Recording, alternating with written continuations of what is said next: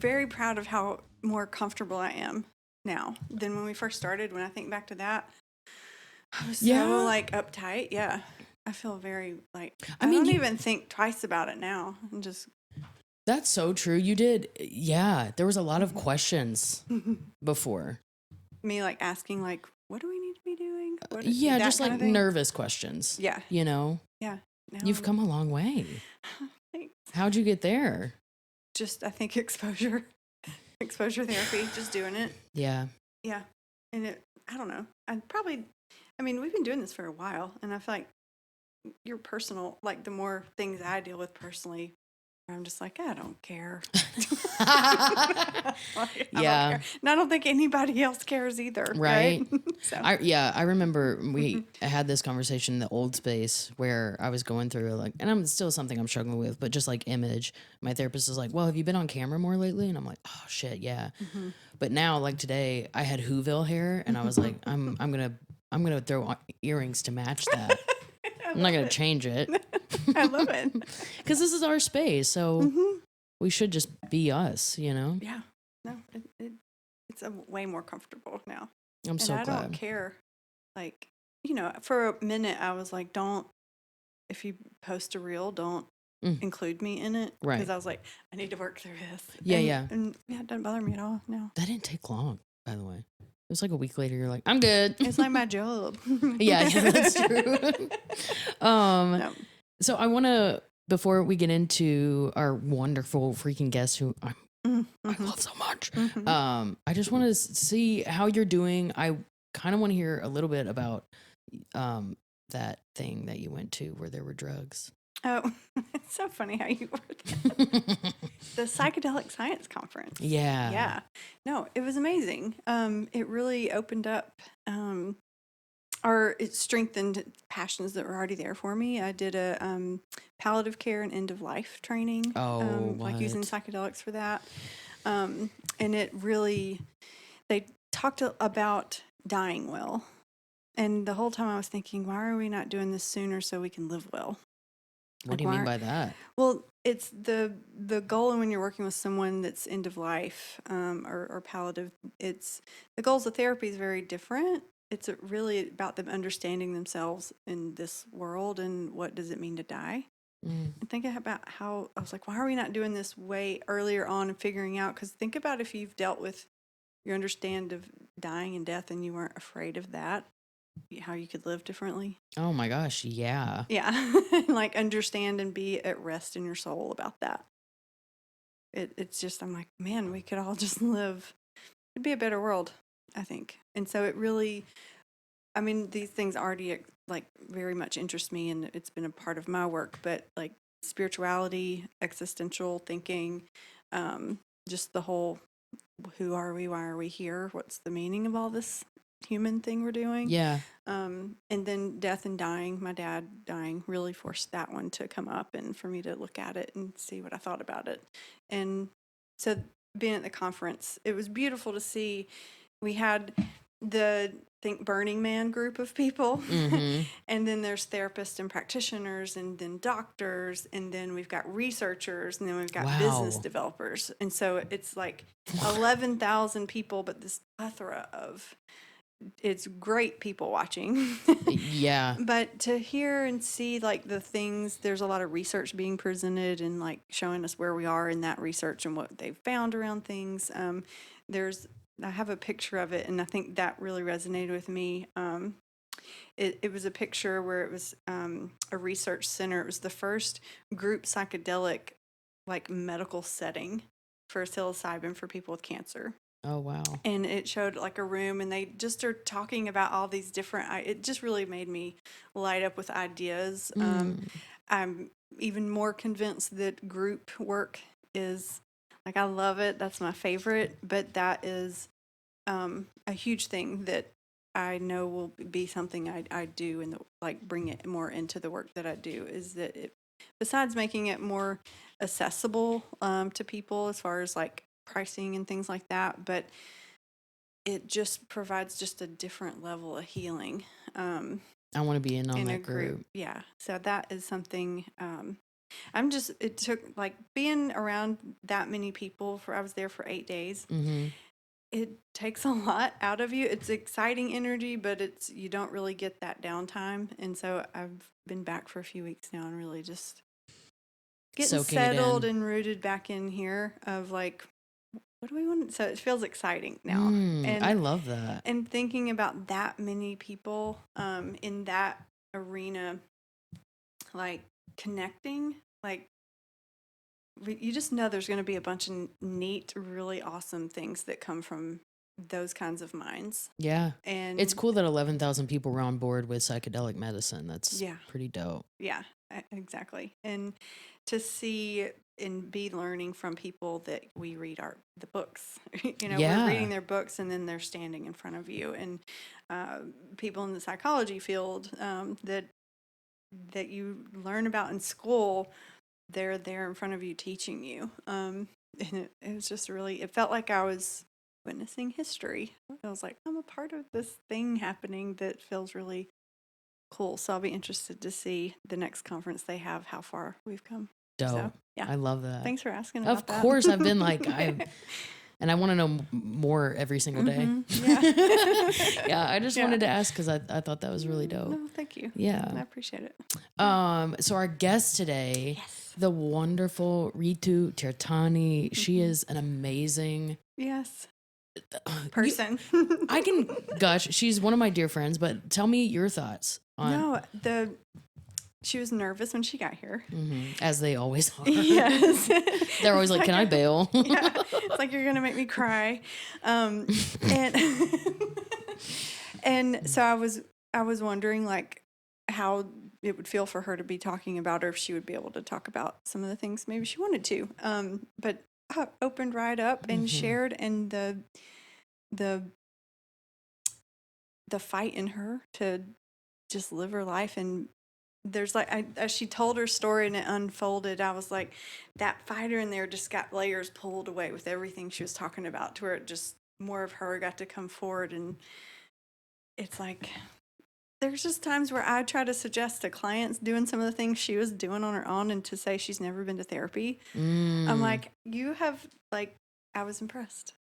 I was impressed with. What do you think that is in someone? I'm just like the end of a rope, or like no other, like you have two options. You can either lay down and die or choose the brave path. Like, what do you, because we've talked to like Kevin James and like a lot of people who have really just like made that decision, who haven't been to therapy.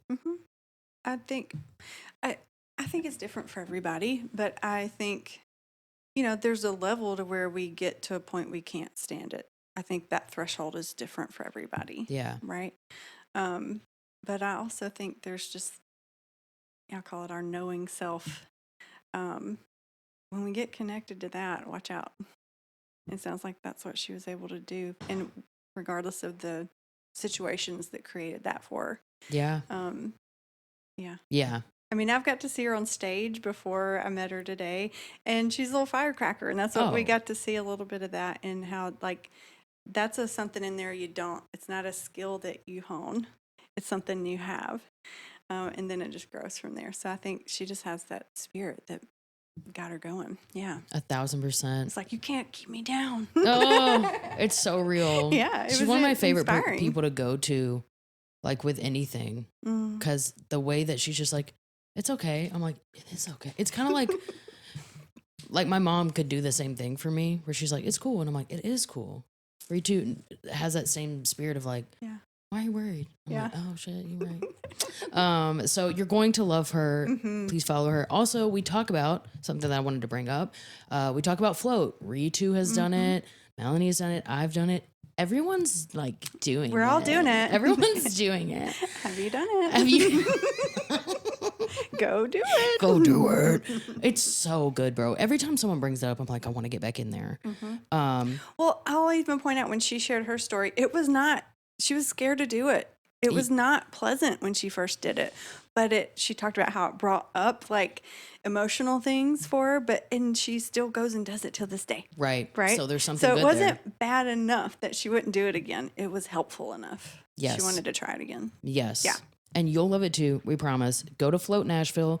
We have 2 codes. Eventually, we'll just get a podcast code and join. But my code is Amber, AMBER 10. And do you know your code? It's TTN 10, like Trauma Therapy Nashville. So TTN, the number 10. Beautiful. Go try Float and enjoy this episode. You're going to love it. Yeah, thanks. What is this the name of the podcast again? Dog vagina. I'm fine. It's fine. It's only dog vagina. That's funny. Ritu, thanks for doing this. Yeah. Of course. I really appreciate it. It's funny that you said yes. I really didn't expect you to say yes, honestly. Oh, wow. I could have said no. Well, it's too late now. It's funny because Ritu, I just thought of the joke that you have about why do Americans love suggesting therapy to each other? I know. Oh, I want to hear it. Do you, like, where'd that come from, that joke? People love suggesting therapy. Yes, I've been suggested therapy. I don't know how many times. I'm like, sir, I was just asking how are you. I did not ask you. A lot of opinions. Sorry, Random people ask you or tell you should go to therapy? that was an exaggeration, but I have been told. By who? Just sharing with somebody. It's always Americans. I don't think Indian people even know therapy is. If it costs, count us out. I feel like it's, Southerners are like, we'll pray for you. Mm-hmm. It's like someone doesn't know what to do, so they're like, suggest therapy. I'm wondering if it's that, Yeah. I mean, it's never in a bad way, No. but it's just Yeah. it's just something that I noticed, and I wrote Mm-hmm. that line. Yeah. Kind of used it. Well, it hits because it's hilarious and it's so true. Have you ever been to therapy? Never. I want to though. I'll try it. Really? Yes. What are they- After after what? I told you about the float Mhm. thing I did, and I cried so much. Yeah, tell is us when I about was- that. So I don't even know how to explain float. So you've done it. Why don't you explain it? Yeah, we've both done it. Mm-hmm. So it's a sensory deprivation tank. We've talked about it on here before, but it's like, Yeah. I mean, it can help regulate your nervous system, but it can also, it's kind of, it's ideal, I think, as far as sensory somatic experience to where you're kind of left with just what's in here Yeah. when you don't have any reference for the external. And so I think it creates space. You probably could speak to it more too, but like how it can allow for that. I'll suggest it for people to, if they want to practice for a psychedelic experience, to go float. Or if they want to integrate and kind of go back into it, they can do that. Yeah. I mean, I just read about it and I couldn't believe that I said yes to something like that because you're like, wait, I could have said no. I could have tried. Well, it was a comedy show, so I didn't have much choice. And I love this booker, and she has a lot of shows, so that's that. But no, I read about it, and I showed up to that place, and I thought of not doing it because it was a tank, and it was dark, and I was going to be alone, and I've been at that place before. It just scared me. Mm-hmm. But then going inside, and I just was on the side, just like this, for a few times in that an hour and a half. And at the end is when I was relaxed, like maybe 10 or 15 minutes. But the rest of it was like, I don't know, somebody's going to come. I don't know. It was too dark. It was dark. And but coming out of it, I just felt like, oh, I did it. It was just a fear in my mind. It was, so it was great. And I do it not regularly, but I've done it. Last time kind of scared me because I cried a lot in my car. I'm like, am I American now? Mental breakdown in a car. That was rude. I'm never coming back to this podcast again, I guess. And you don't cry a lot, right? I don't. I struggle with that emotion a lot. So what did it feel like to have that kind of, almost seems like there wasn't much control of it, just kind of was coming out? Yeah, I have no clue why I was crying so much. It could be that I was tired. I had a lot of shows in that 2 week time, and I work a lot too. So it could be that my body was tired. I wonder if it was So- you finally slowed down. That we stay busy, and it helps us not sit with the internal stuff. And then you Yes. put yourself in a place that is only for the internal stuff to come up. Right? Yeah. Yeah. And the first time I did it, my thoughts were just like basic thoughts. What I ate today, or like what my friends said at brunch, or like, so like just those thoughts were just passing by. And but the second time I did it, I remembered something about my childhood. Oh, wow. So it was just like, so I was like, well, I don't know. I don't remember. Always have notes on stage. I don't remember anything.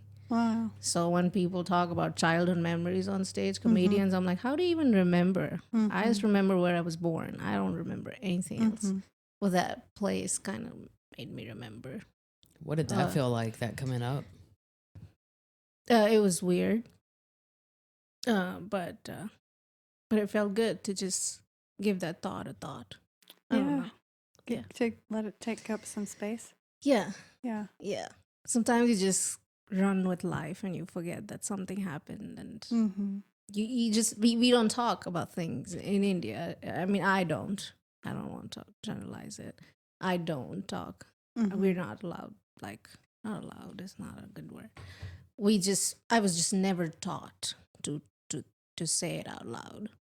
We just talk about superficial things a lot.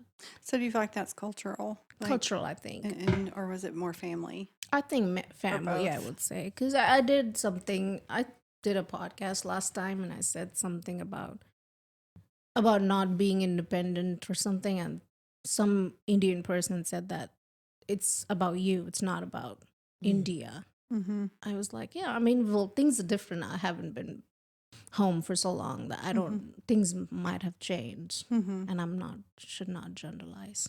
So, yeah, it's my family that they never taught me to talk about emotions. It's not a very common thing. Yeah.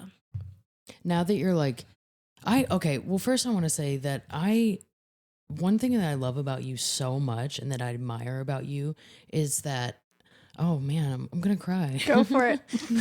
Somebody has to. I'll cry for you. Okay, right? I was so scared coming to this podcast. I'm like, these people make everybody cry. I am so nervous. We join in though. We do. Amber cries almost every time too. Definitely. Yeah. It's why it. I keep showing up.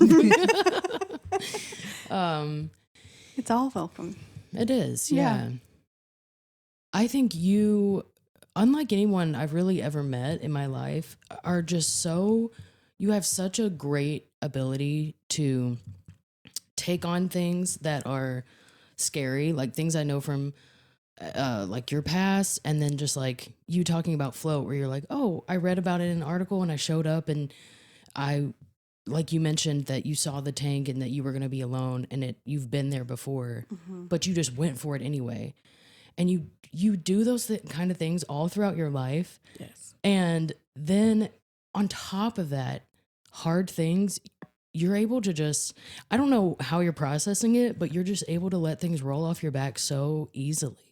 And it's so impressive. Like, are they really rolling off? Yes. Okay. Yes. I used to be thank you though. yeah. I used to be a person who likes to plan a lot. And then my marriage ended, and things have gone up since. So I just feel like I should just let life just Happen. Just go with the flow. Because I can't really control anything. Yeah. So I don't know. I just, If something happens with a friend, it would hurt me. But this person is not bad, and time will heal things. Yeah. And I will go back and talk in some time, and things will be fine. That's how I think. Like somebody asked me the other day that if I hate my ex-husband.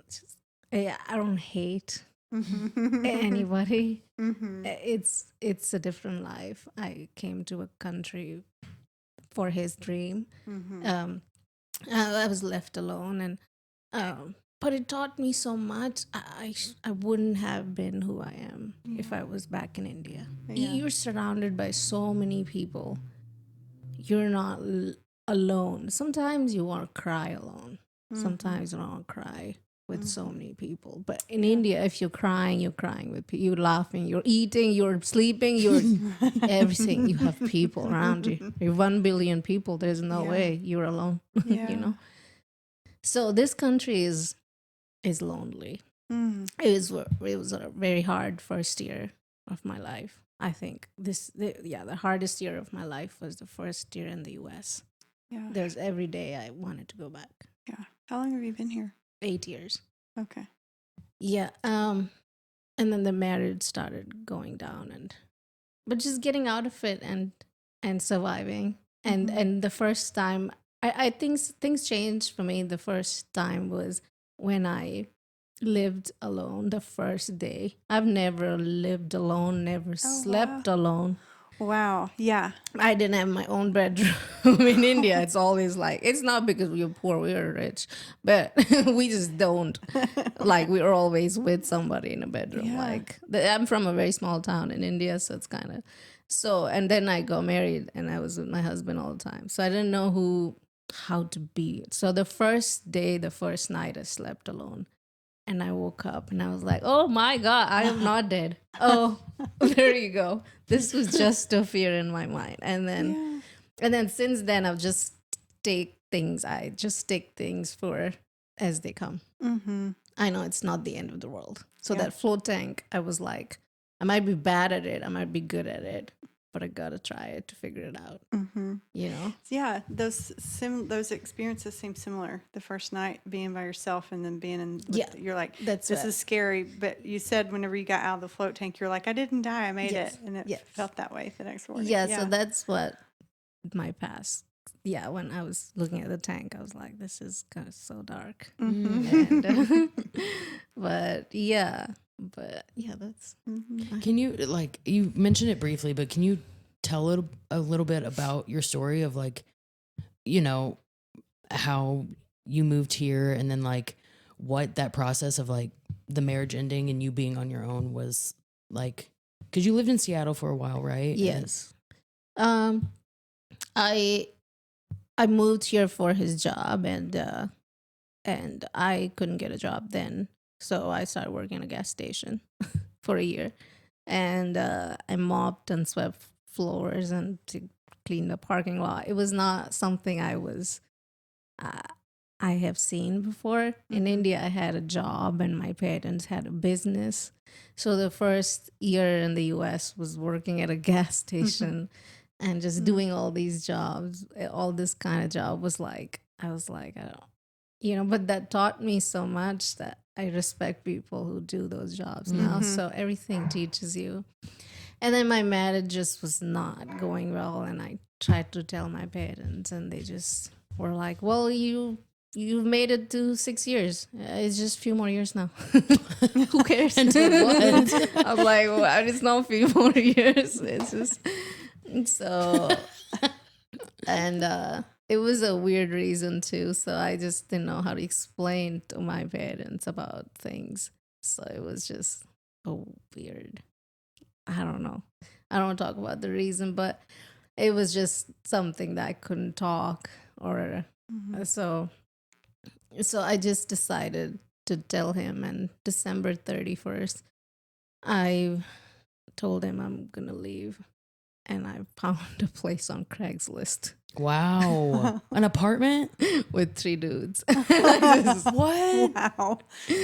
You were done. You were ready to get out of there. I just talked to them for a bit, and all 3 dudes just seemed so like chill, and I just felt like it was no harm. And I was also in I don't know. I didn't care.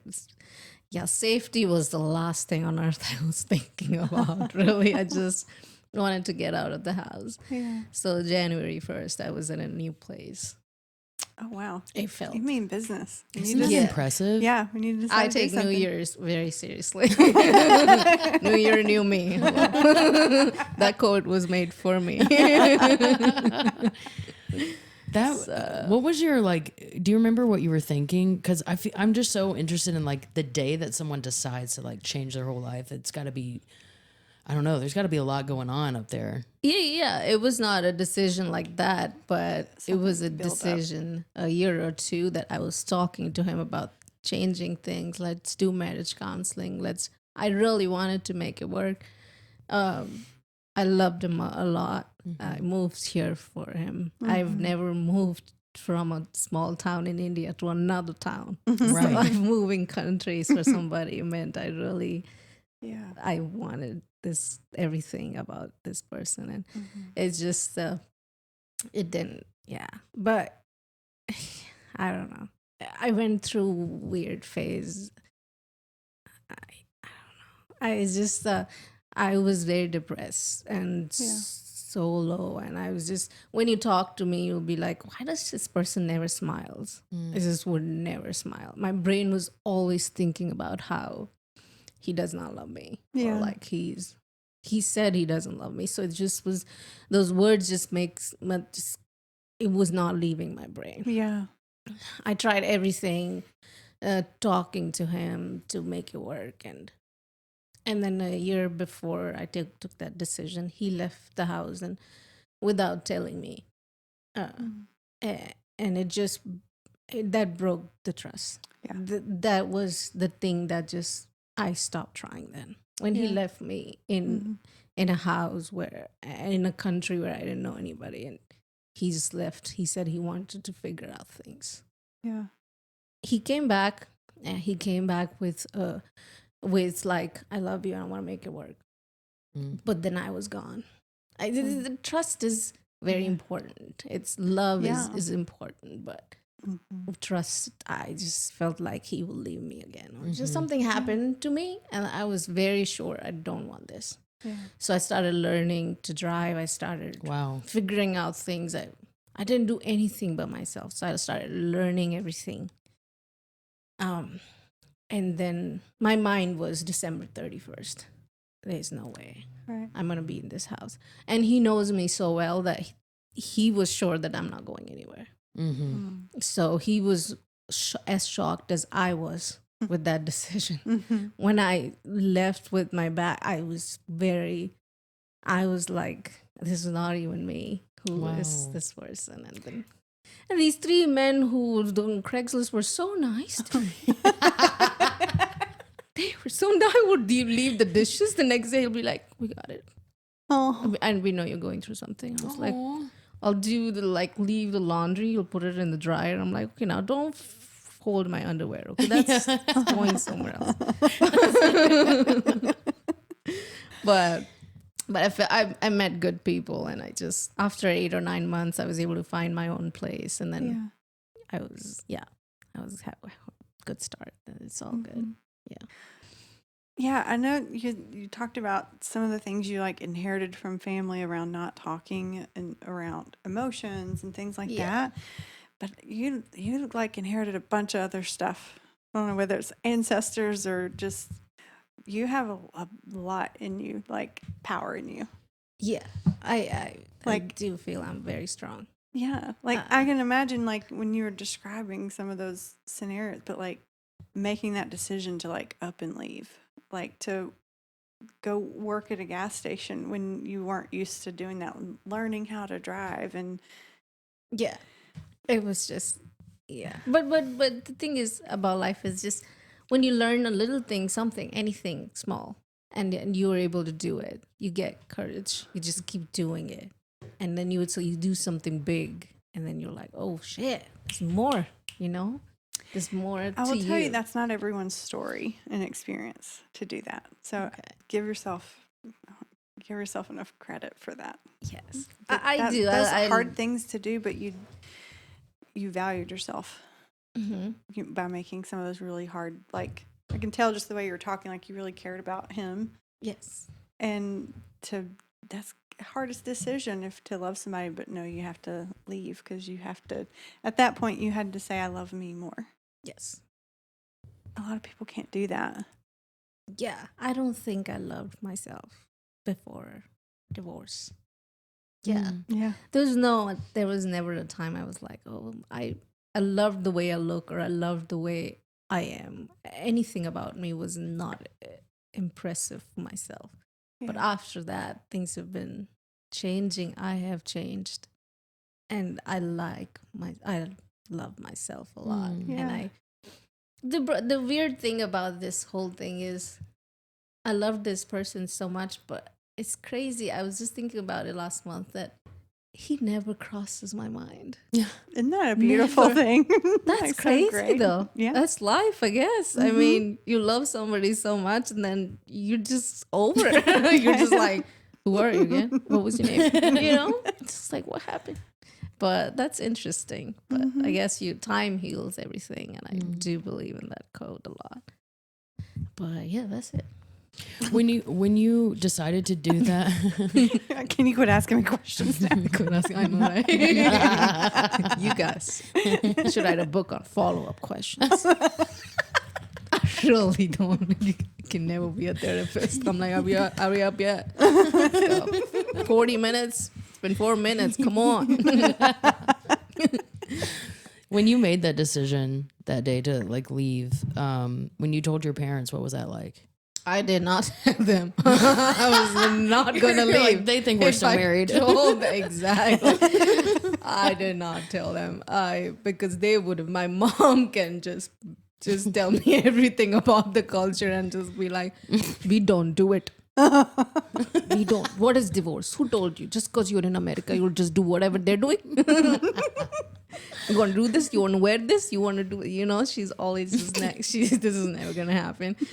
So I was selfish in those terms, because I wanted to go out and see if I can even live without him, because I've never lived alone. I thought I will fail, and it's not going to work. So for 6 months, I lived alone. And I lived by myself without him. And there were a lot of times that I came back in the middle of the night and knocked his door. Oh, And wow. I was like, I don't want to end this. And I cried. And I sat with him on the couch, and I left again. So I've done that for the first 6 months. And then I signed divorce papers, and I told my parents, and then they flew here. Wow. The next flight. They're like, no. And they made us sit, and they were like, and we were like, well, the papers are signed, so I don't think this conversation is even needed. But yeah, it was, my mom still doesn't understand this at all. She still calls me, and she's like, so was he really bisexual? Was it really? And I was like, it's been 7 years, I think, 6. I don't remember. It's been so long. She still doesn't accept it. So yeah, it's weird that your mom. I'm very close to her, but I understand, because she's from such a small town, and that's how I was. So I get it. Yeah. I'm curious with you kind of, I feel like a lot of clients will ask me, like, what does change look like? It was the question that came up on one of the recent podcasts of like, how do you kind of grow and I think the question was, how do you start to take up space? Learn that you can take up space was kind of what came up in our last one.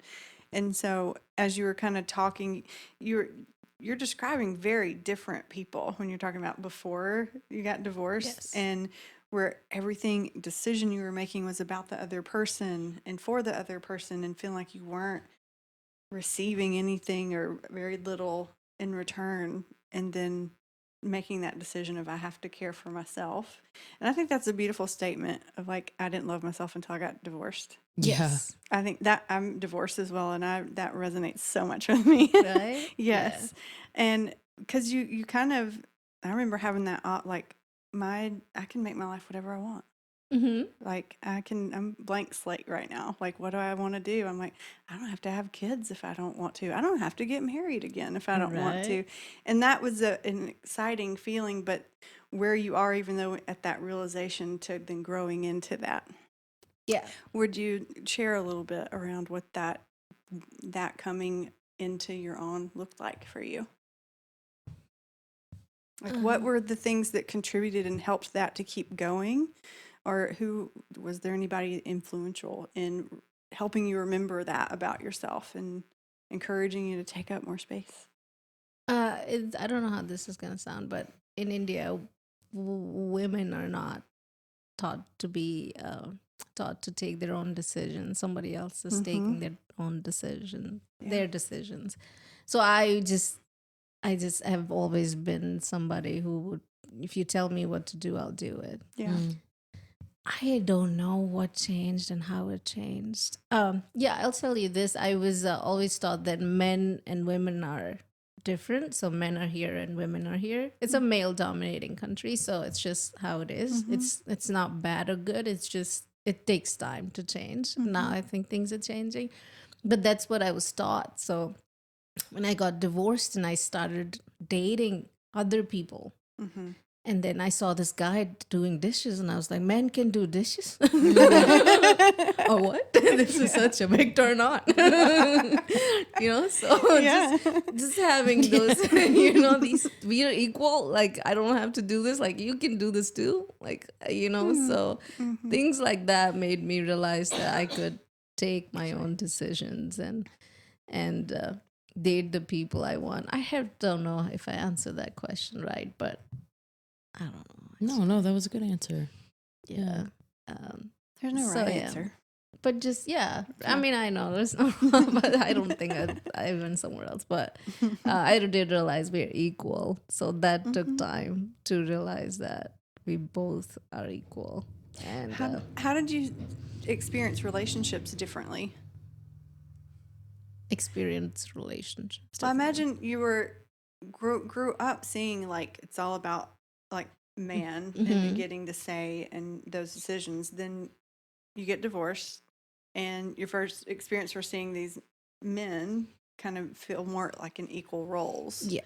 And so how did that, when you started dating again, how did you experience more of that? Because we're gonna, even here in America, we've got where that happens a lot. Yeah, it happens depending a lot. on like the family you're raised in the mindset of how you learned about relationships. So you like saw the switch, but then I imagine that was put back in front of you again at some point in relationships with other people, or maybe in dating.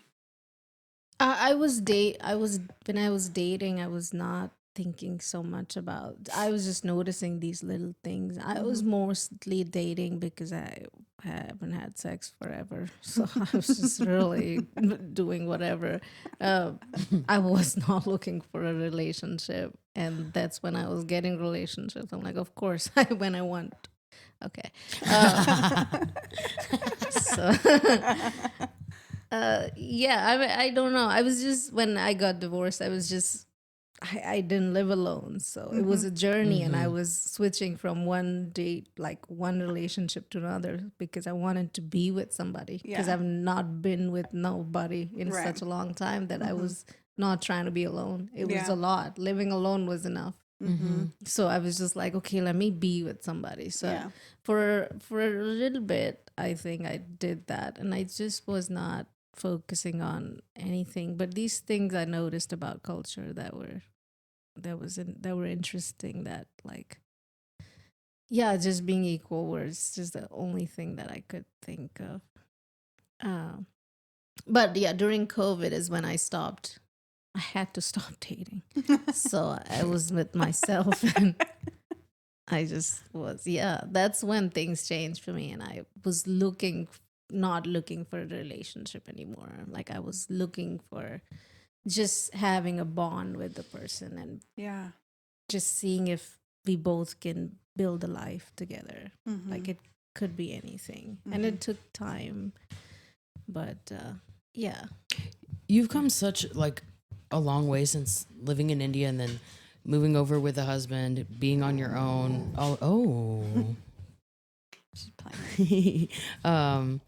You've come such a long way since then. And I know we've talked about this, but like how, like being away from your family, can you talk a little bit about that? Of like, you're so independent now and you have like this wonderful life, like successful comedy career. You're like, on a great trajectory, but you also have like back home.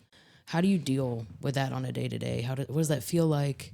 It's I feel lonely. I miss them a lot. like Christmas is not, I'm not even Christian. I have never celebrated Christmas. I don't even know why you celebrate it. But You're just sad and you buy presents. Yeah, exactly. Okay, that's good to know. but just because the country is like kind of shut, and I'm like, well, I'm not invited to anything. Why not? Like, why is my family doing? Or like, we have a similar thing. Diwali is when like everybody's together, and I'm on FaceTime with them, and I'm just here by myself. And yeah, so it is. I miss them a lot, but yeah, going back is not. I can't think of it fitting in my life anymore. So yeah, but yeah, when my boyfriend invites me to his things, it just makes me very happy not to meet his family or take that next step. It's mostly because he has a big family. It just makes me feel like I'm back home. I'm just filling in that thing.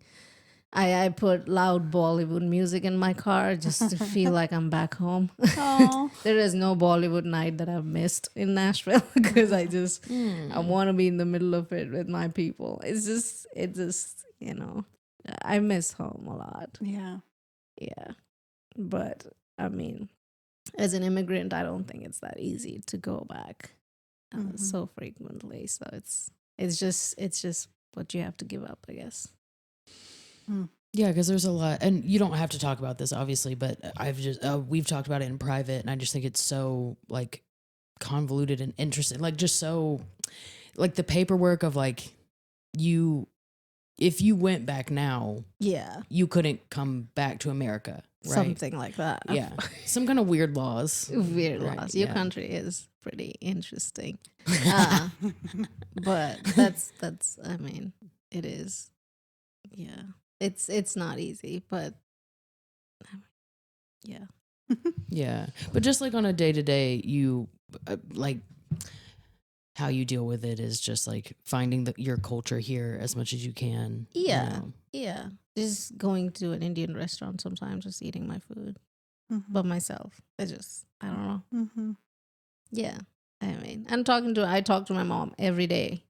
Yeah, and every day she says the same exact thing. When are you getting married? I'm like, just leave me a voicemail, can you? You say the exact same words every day. She'll ask you every day, when are you getting married? Every day. Every day. What do you say? Like, you remember how old are you? I was like, I just celebrated my birthday. Yes, ma'am, I do. I remember my age, but you need to remind me again today. At some point, I feel like I would start. I mean, my mom asks when I'm going to have kids a lot, and I just laugh. Like, at some point, I would just, do you laugh? Of like, wow, you're asking me this again. Oh, yeah. Oh, yeah. She doesn't care, though. I don't think my mom listens to anything I say. It's like, this is what you're doing, okay? Tell your boyfriend to marry you right now, okay? I was like, that's not how it works. He has to ask me. I don't think I can tell him. The other day she was like, I'm coming in September. Can you tell him to get married? I was like, what? No. September is July right now. Why would I get married in September? So, yeah, she just says things, whatever comes to her mind, I guess. Yeah. But just like a mom. Just like a mom. Yeah. But she's happy with my growth and with things I do. And she's never questioned anything. Any of my decisions, except that comedy doesn't pay anything. So she's like, really you want to keep doing it?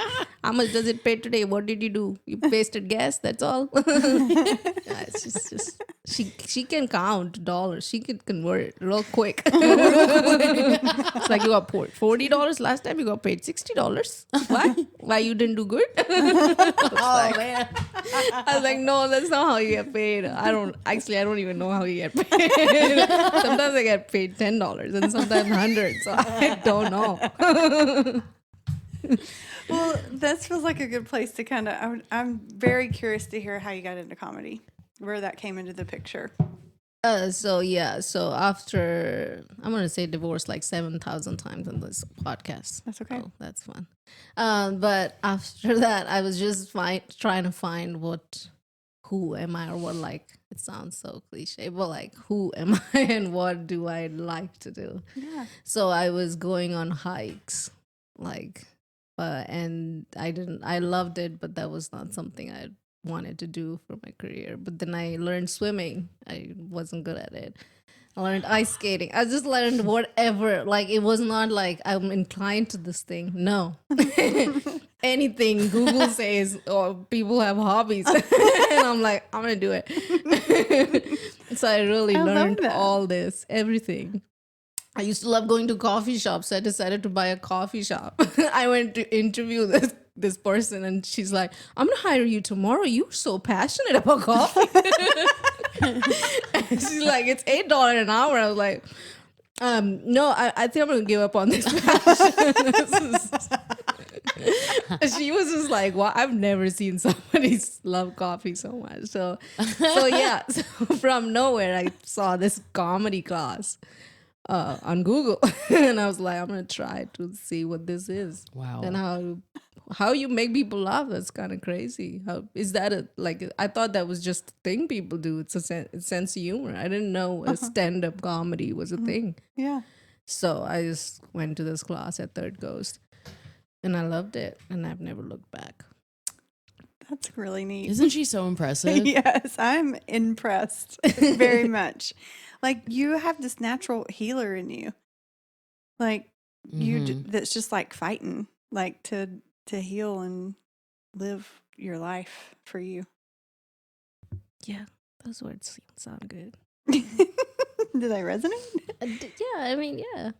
I don't, yeah, I was just trying to really, I would read books on how people are so passionate about something, and I'm like, wait, there has to be something in me that if I'm really bad at it, I will still want to do it. What is this? Yeah. So I was reading articles, and that was the goal, because you're so free. You're not married to an Indian man anymore. You have 48 hours suddenly in your day. So you're like, what the hell am I supposed to do with this time? So it's just, and I was so far away from family. There was nobody around me. I had a lot of friends, but I don't share things so easily. My friends were telling me 2 or 3 months ago, they're like, finally you're opening up. Finally you tell us things. And it's like, it only took 4 years. Whatever. Things I'm about vegetarian. I'm going to live longer. So that's the plan. I got time. I got time. So, yeah. So, yeah, I was very into finding what I love doing. And it just felt, the first time on stage felt not great. I bombed really bad in East Room. And, but it just felt like I'll keep doing it. Yeah. And then I left it for 8 months. I was in a relationship, and I was like, no, I want this guy more. And I just didn't do it because I was bombing so much on stage that I was like, God, Is this it? this is my passion? Why am I so bad at it? 2% good at least. Come on, God, what are you doing? I want to be good enough to make $10 at At least. least. So Are you sure this is my passion? Well, what was it about comedy? Because you tried some of these other things that, like swimming, didn't work out. But yes, so no, after this relationship I didn't do comedy for 8 months that I was with this guy, and I don't remember thinking about or not mentioning to him every day. I didn't go on stage. He's like, why are you talking about comedy all the time? You're not you're not even a comedian. Where's the last time you did a mic or did this? And I was like, no, but I was. People know me. And then after I broke up with him, I just that was the next day. I didn't even cry. The next day I was on stage. Let's go. I was Yeah. like, yeah. So yeah. So my dates after that were like, hey, even if we do whatever, this is never gonna end. Okay, comedy is my first thing. This is what I want to do. Good for you. You learned the lesson, man. Yeah, Life yeah. throws at you, you learn the lesson. Yeah, I Just love something is taken away from you is when you realize their importance. I guess it was just gone from my life, and I just thought about it so much that I was like, okay, I'm gonna be bad at it, but I'm gonna keep doing it. No, but you learned to put that first. Yeah. Like Yes. something that you cared about first. And trust me, sometimes it takes people many, many times to learn a lesson. So I think it's beautiful. Sounds like multiple times you've done that. Yeah. Since, It's like how you operate. It's impressive. It is. I love it. How have you how's it been? Because I know your style is more like one-liners, but you do talk about you had a joke about your husband that you do sometimes, and they are personal jokes. So what's it been like? I don't know, stepping into that, sharing those on stage, and when they do hit and when they don't, how do you feel about that? Just writing about it makes me feel so good. There was a asexual joke I do. I don't think it works that well, but it has to be in my set because it just makes me feel like I said it out loud. Yeah. I don't even care if you're laughing. I can't believe I could tell so many people that I was married to an asexual. What the hell is that? Isn't that a joke? You think I just became a comedian from nowhere? Who the fuck gets married to somebody who does not like sex? I thought people get married to have sex every day. And then I was married to an asexual person. I'm like, what is this? So... Yeah, so no, but writing personal, I still haven't gotten to details about it. I still don't know how to make it funny, but I have processed it a lot. So I don't feel like I have to say it to feel like less hurt. Like I think I'm over it. To not, bringing it up that would not affect me. Gotcha.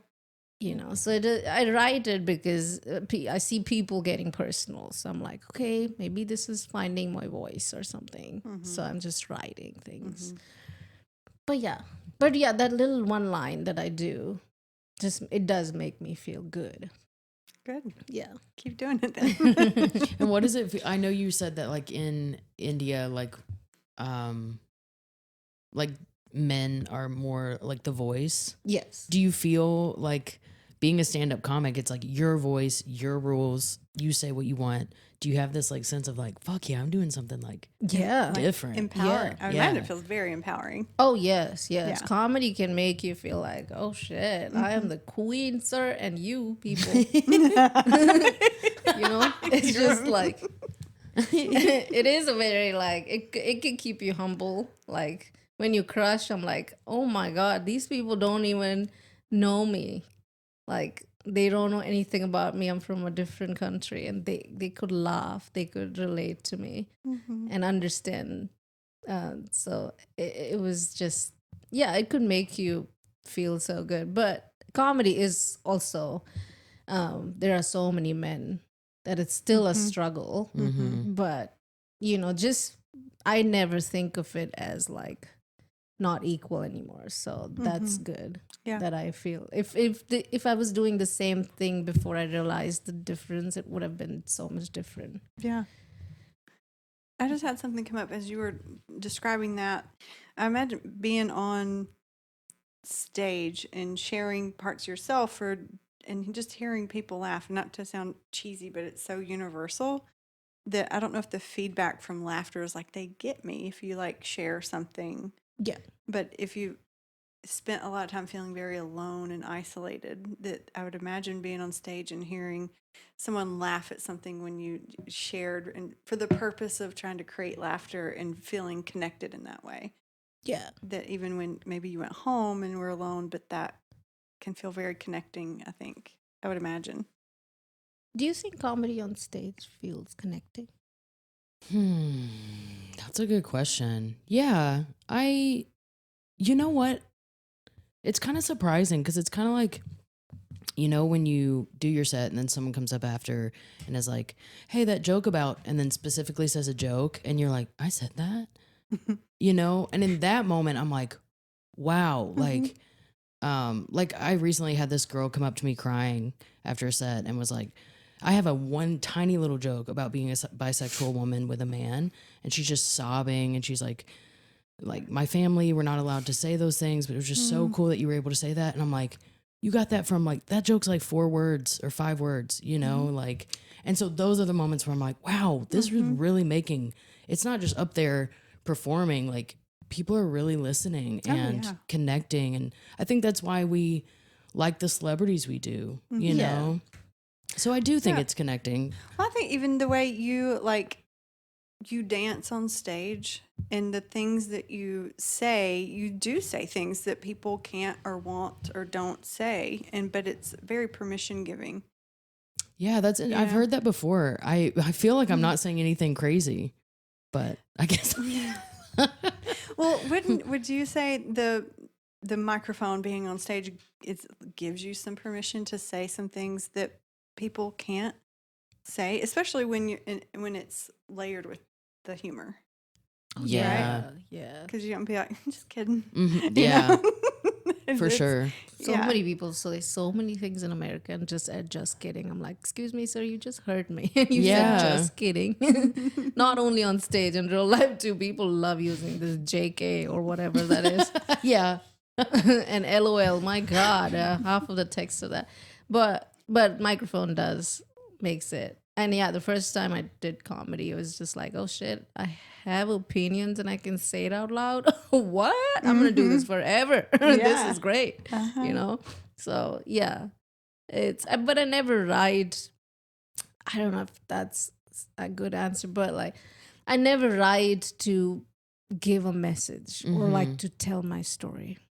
I really write just to master this thing and see how I can keep learning this art form that I really like. Yeah. I don't know. Like I know there are a lot of people who are like, you know, my goal is to make people laugh and like connect with the world, and I think it is a job. I think it is a job, and you just have to be really good at your job. And yeah, it makes people's day. There was a lady I met. She was celebrating her birthday at a comedy show. I mean, she said that's her best birthday. I'm like, I made you laugh. That's like, you know, it just made me feel like, okay, wow, that's great. Like, I did a show at a rehab once. Oh, I love that. And I made those people laugh, and they were all coming out and being like, thank you so much, we needed this. I mean, then I went home and I Googled about it, and I was like, oh, hell yeah, they needed it.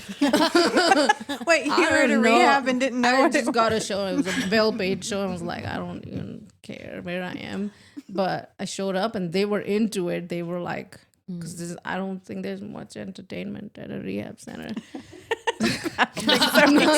Hilarious. So they were into it, and I just they couldn't let me record the set, so that was kind of sad. But that place, just that was, if I had to choose my favorite ever set was that set, because it just made me feel like I made somebody's day. So I'm not doing it to do that, but if it happens, it makes me feel happier. Yeah.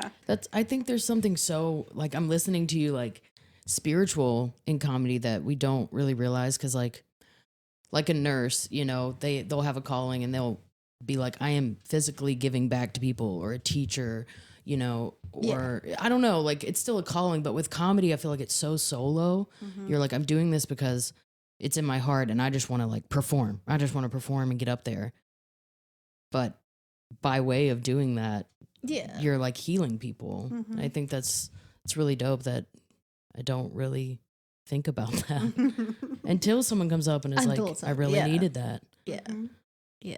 So it's fulfilling it in some ways, but like, I just don't see it. Like, I don't operate like that. Like, I hear comedy podcasts a lot, and it's just like, oh my God, this is what I want to do all my life, and I want to connect with people. I'm like, no, I'm not social. I don't want to connect with people. I want to do my art and like hopefully make you laugh, and you know, you go home and think about a joke and go to sleep, and I'm like, this dumb bitch, she was stupid, but I love her, you know. It's just, yeah, I think my goal in comedy is actually being silly on stage. There's so many comedians in Nashville that are, you know, they're still at open mics, but I just love them because they're silly on stage. I don't think I'm silly. I'm very like, I'm a nerd. I'm Indian. What do you think? It's not going to be that easy for me. I take this as a job. Who am I? You know, I make comedy a job. Wow. But again, I've seen you be silly. I've seen you do jokes where you're like, I'm just going to do this act out. Just like your personality of like, I'm going to go for it. See what happens. Yeah, it's gonna take time, but I'm really like trying really hard to be stupid. You know, we're not taught to be stupid. Like Indian people are smart. You know, Right. like call me stupid, please. Like it's just like don't call me smart. I know I am. You know. Yeah. So it's just being stupid and silly. We're not taught that. We're just taught to always be like bills responsible and this and that. So, you know, I hear stories about people having credit card debt. I'm like, how do you have credit card debt? Credit card is a debt. Why do you have a debt on a debt? So it just makes me like, I pay water bill on time. I'm like, who am I? Why am I not behind on like anything? Like I'm so responsible. I think comedians are more like, you know what I mean? I don't know. Yeah. Yeah. I'm not that, but I will be someday Yes. silly on stage. That's my goal. I To love be that. silly. I like that's a good goal for everybody. So, More silly. what is something that you do for yourself in your everyday life that you're like, oh, I can't wait to do this and just get like, this is my me thing? Oh, I love doing nothing. Have you done nothing? Wait, That's just my like staring favorite. at a wall? Yes, just let your thoughts just be like, we're tired, and I'm going to stop now. Sit on the front And then- porch. Exactly. just- Just yeah. yeah, just doing nothing is my favorite thing in the world. I get don't even watch excited. TV. Yeah, I get excited when there's nothing on my schedule. Oh. Like if I'm here and there's nothing going on for the weekend, I'm like, I'm gonna do a lot of nothing all Yeah. weekend. And that sounds fun. Yeah, I don't think I think it's pursuing this comedy thing. It just always has to have another job. Yeah. So I mean, there are people who are fortunate, like who can do it, and you know. So, but right now I'm not there. So I just do jobs. So just doing nothing is a dream. Yeah. Yeah. Sometimes not having Yeah, it feels anything on your priceless for schedule. you. Yeah. Yeah. Mm-hmm. And yeah. I that's love it. that. Yeah. So where, unless you have any other questions, Melanie, where can people find you and stalk you and follow you and send you money? Oh, you send me money. I just heard Yeah. that. Job number 3. I send me money on Venmo, please, at Ritu Tirthani. And I'll start with that. That's you want to And, spell that for the listeners? Your Your name. Ritu, RITU DIRTHANI. I think people have zoned out. No, they're here. They're here. They're getting their wallets out. Keep going. Instagram at Ritu Comedy. If you can please follow me so I can have 10,000 plus followers, and then I could do comedy full time. Okay, that is how this business works, people. Got it.